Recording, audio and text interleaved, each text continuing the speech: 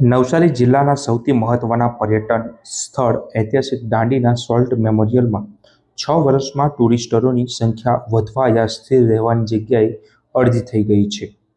ભારતના સ્વતંત્ર સંગ્રામ ઇતિહાસના સૌથી મોટા આંદોલનમાં 1930ના દાંડીના મીઠા સત્યાગ્રહનો પણ સમાવેશ થાય છે. બાપુ અમદાવાદના સાબરમતી આશ્રમથી દાંડી કૂચ કરી આવ્યા બાદ અહીં અનેક દિવસો રોકાઈ સત્યાગ્રહ કર્યા હતા.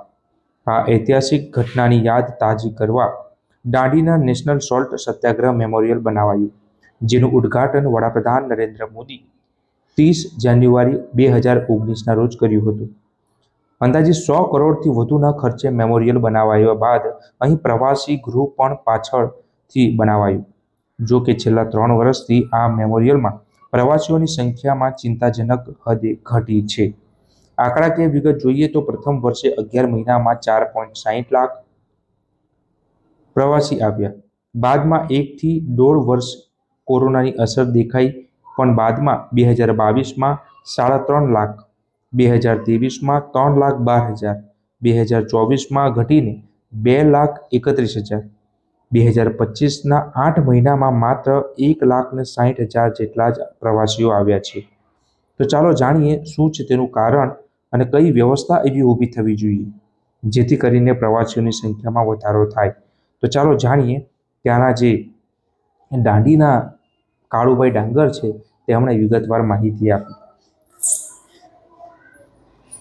આઝાદીના તીર્થસ્થાન પર શરૂઆતમાં લોકોની સંખ્યા ઘણી આવતી હતી, નવું હતું ત્યારે, અને અત્યારે ઓછું થઈ ગયું. એટલે એક જવાબ તો એમાં જ છે કે પ્રવાસન વિભાગે નવું કંઈક ઊભું કરવું જોઈએ, નવી ફેસિલિટી ઊભી કરવી જોઈએ, લોકોને આકર્ષે એવા નવા મનોરંજનના કે એવા સાધનો અહીંયા ઊભા કરવા જોઈએ.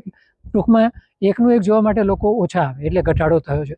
નવી કોઈને કોઈ વસ્તુ ઊભી કરવી જોઈએ. પહેલી વાત તો એ છે. બીજી વાત એવી છે કે મારી દૃષ્ટિએ પ્રચાર પ્રસાર ઘણો ઓછો છે.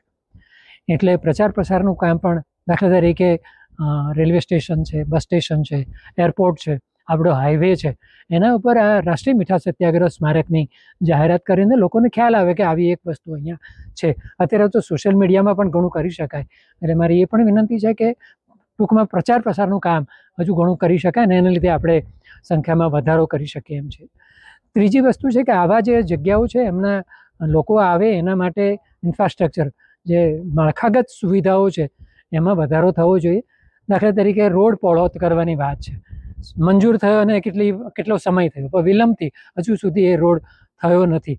એટલે રોડ પહોળો થાય તો પણ, કારણ કે અત્યારે બહુ જ એક્સિડન્ટ થઈ રહ્યા છે, રોડ સાંકડો પડે છે, પછી લોકોને આવી ખબર પડે એટલે લોકો સ્વાભાવિક છે કે જ્યાં સારી સરળ સુવિધાઓ જ્યાં મળતી હોય ત્યાં લોકો વધારે જાય. બીજી વસ્તુ છે કે નવસારી રેલવે સ્ટેશન જે છે ત્યાંથી ઘણી બધી ટ્રેનો જાય છે. રેલવે સ્ટેશન ઉપર પણ જાહેરાતનો મોટો અભાવ છે દાંડી અને આ રાષ્ટ્રીય મીઠા સત્યાગ્રહ સ્મારક વિશે. આવતા જતા ટ્રેનના પ્રવાસીઓ જોઈ શકે અને એ પણ આકર્ષાય કે આવી એક વસ્તુ અહીંયા છે. પણ ઘણી બધી ટ્રેનને કોઈને કોઈ કારણ છે હજુ પણ વિલંબ થાય છે કે ઘણી બધી ટ્રેનને અહીંયા સ્ટોપેજ નથી. જો સ્ટોપેજ આપવામાં આવે તો પણ પ્રવાસીઓની સંખ્યા વધી શકે એમ છે. મને લાગે છે કે આના સિવાય ઘણી બધી એવી વસ્તુ આપણે આ પ્રચાર પ્રસારથી માંડીને આ કરી શકીએ તો લોકો અહીંયા આવી શકે. પબ્લિક ટ્રાન્સપોર્ટેશનની વાત છે.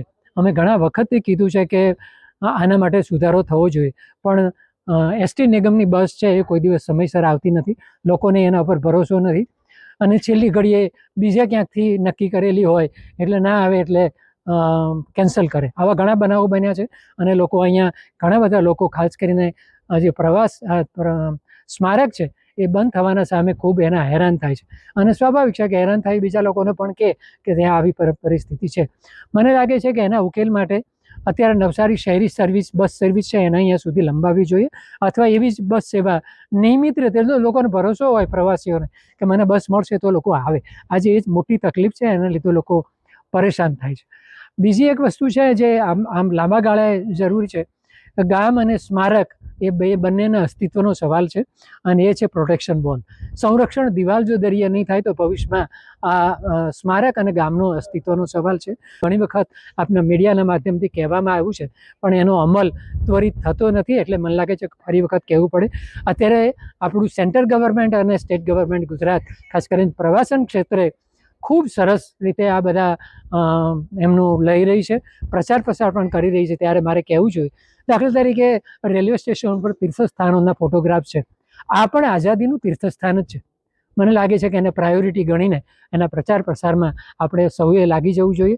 અને આ આપણું મહાત્મા ગાંધીજી અને દાંડીકૂચ સાથે સંકળાયેલું આ ઐતિહાસિક જે તીર્થસ્થાન છે એની વધારેમાં વધારે લોકો મુલાકાત લે એવું આપણે સૌએ કરવું જોઈએ. અત્યારે ગુજરાત સરકારનું પ્રવાસન વિભાગ આ સંભાળી રહ્યું છે, સારી રીતે મેન્ટેન કરી રહ્યું છે, પણ હજુ વધારે પ્રવાસીઓ આવે એના માટેના આ સૂચનો છે.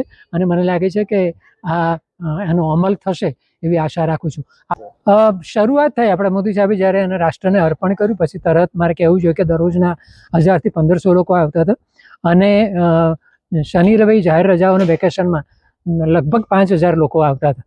આજે મારે કહેવું જોઈએ કે અત્યારે દરરોજના માંડ 500થી 600 લોકો આવે છે. અને જાહેર રજાના દિવસે એ 1500થી 2000 લોકો આવે છે.